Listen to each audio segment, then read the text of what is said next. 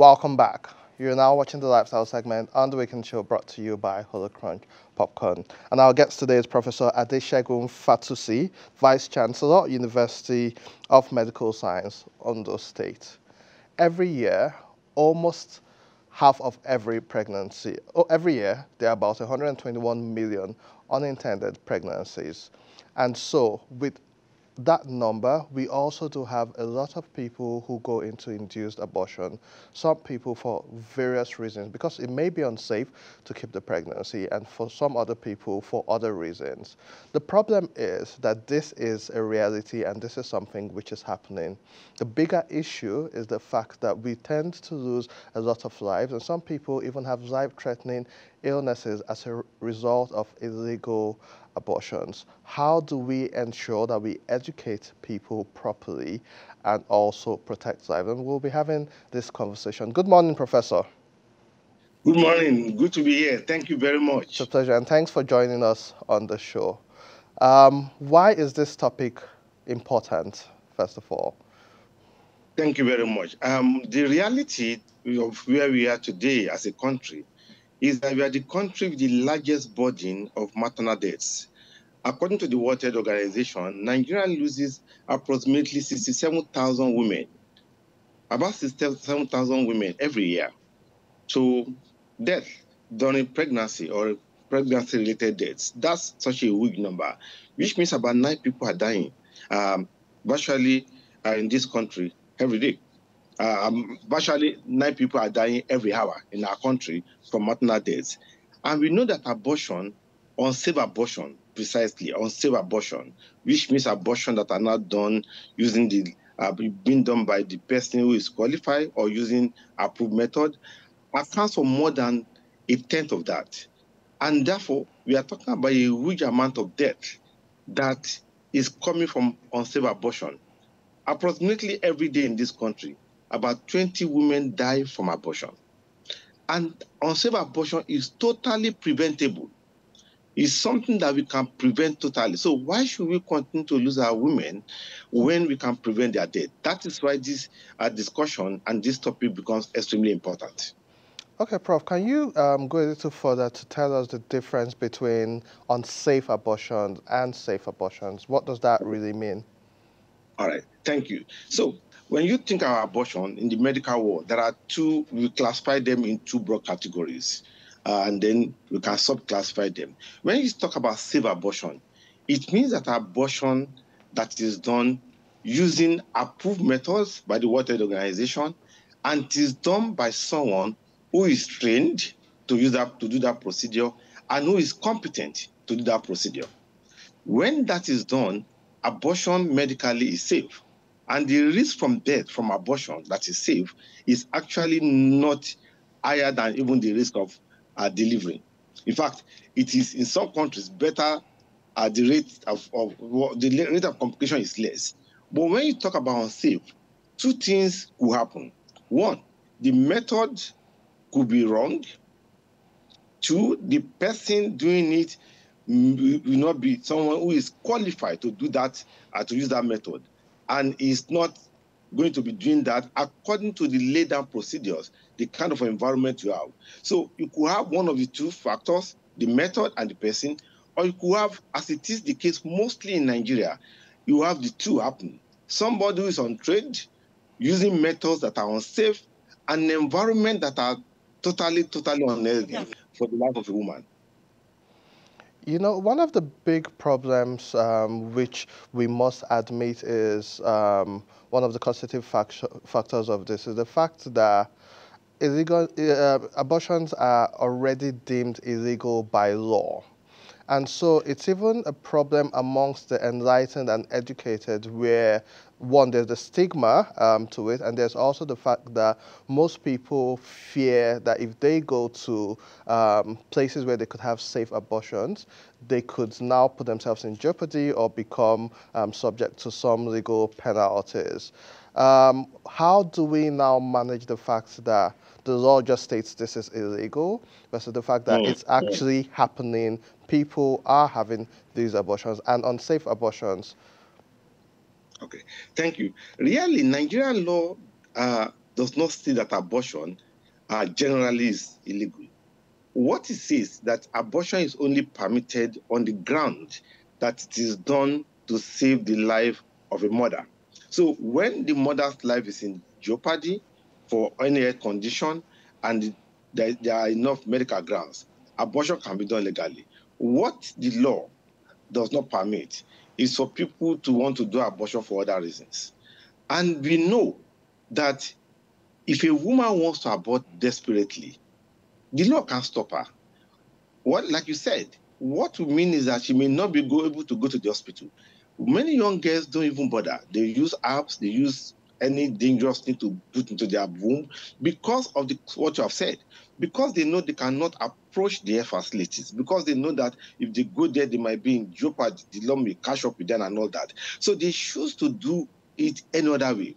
And that is why the complication comes, because they know they don't have access to save legal abortion, and therefore they go the wrong way.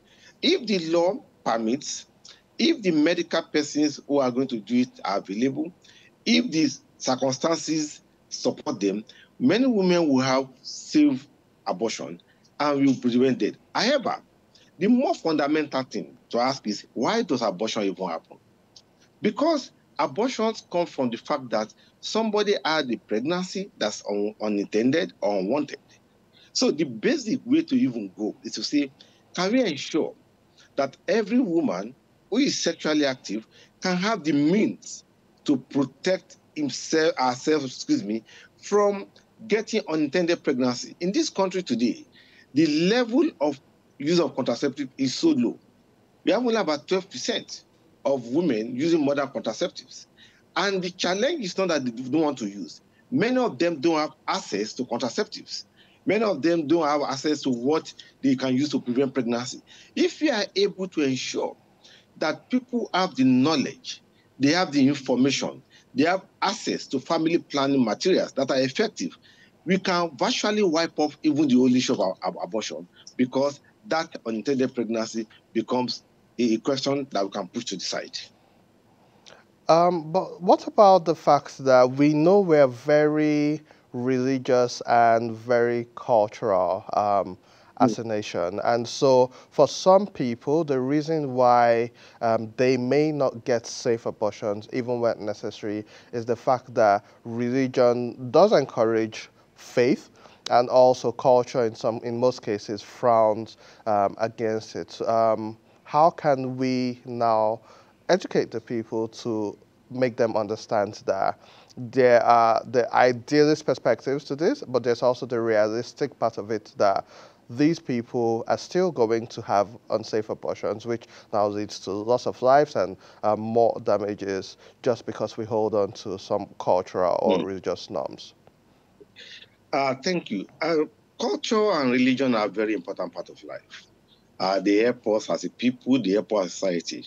However, when they become challenges to ensuring health and safety of people, then we must be frank and honest with ourselves about what needs to change. Culture that says we don't want abortion is not on its own bad, because what it says is that let's preserve life. However, if in doing that you are all then ending up losing so many lives, because that's what the issue is. If it's going to then end up as so many lives, then it's time to say, can we pause it and review things? Religion is to protect life. Religion is to ensure that in the society we are all governed by some moral principles that help us to grow, that help us to bound, that help us to flourish. But when that also becomes a challenge to people in terms of people losing life, then it's time to say what really should change and what do we need to do. I think one of the things we need to do is to hold honest conversations. Even when you used to say abortion, people don't even want to hear the next thing, because already our guards are up. Oh, this is illegal. This is unholy. People who have abortion are people who are unholy. But some people are raped, for example, and then this happened. In fact, we know that even now, part of this law around the women and the women being abused, even say when a woman is raped, she should be permitted to do things like abortion. But their environment, the whole discourse about the stigma that is associated is something that will continue to be a major factor. So what we need to do is to have this honest conversation, bring ourselves to the table, religious leaders, look at traditional leaders and say, look, here is a problem. What do we do as a people? I think that kind of honest conversation that is not done emotionally, but that is driven by the evidence of what we know. The number of women dying, the reason why we are dying, what we can do to reduce the death are the kind of the kind of honest discussions we need, not emotional discussion, not emotional outbursts. That is the way to go. But before I let you go, let's talk about the state of healthcare in Nigeria. We've had people go to the hospital because they've had headache or a fever or malaria, and because of lack of timely care or even access to the health care, people still lose their lives. So we're talking about unsafe abortions, but for the ones which are termed safe, how safe are they, and are there any potential or future negative impacts, especially when it's done to save the life of the mother? Thank you very much. That's a very important question. If a woman has delivery, will she have complications? Yes, some will have complications, just having normal delivery. It's the same way to think about safe abortion. Safe abortion, but when women go through delivery, most of them will deliver without any complications because they deliver under conditions that are optimal. The same with safe abortion. In fact, safe abortion is deemed in the literature to be at least as safe as normal delivery. And so it is not something that is to be feared if somebody really is going through safe abortion in the hand of a competent person who is using the appropriate method for the age of the pregnancy. That's also important. So Nigerian healthcare system certainly need a lot of changes. And that changes is not just about abortion, it's also the entirety of the system. How do we ensure that quality care is more available to our people? And I think that the current minister had rolled out a plan, rolled out an agenda, including launching even the committee on tertiary care that will begin to set standards. So I think that if you begin to push in that direction, we'll be pushing the right way. But let me also emphasize one more time that the problem, one of the basic problems, is that people don't have information about family planning, particularly young girls who are sexually active. People don't have access to contraceptives. When they do, this conversation becomes a different conversation because you can prevent the unintended pregnancy that is at the root of all the issue about abortion. And also to young men as well, as much as we'll tell people to abstain, if you are going to be involved, you should also stay protected so we don't have these complications. Professor Adeshegun Fatisi is the Vice Chancellor, University of Medical Sciences, Ondo State. Thank you so much for shedding light on this and for joining us on this show. Keep on enlightening people and educating like you do. Thank you very much, Prof. Thank you very much and keep up the good job. Thank you Thank very you. much. We'll take a quick break. When we return, more on the lifestyle segment of the weekend show.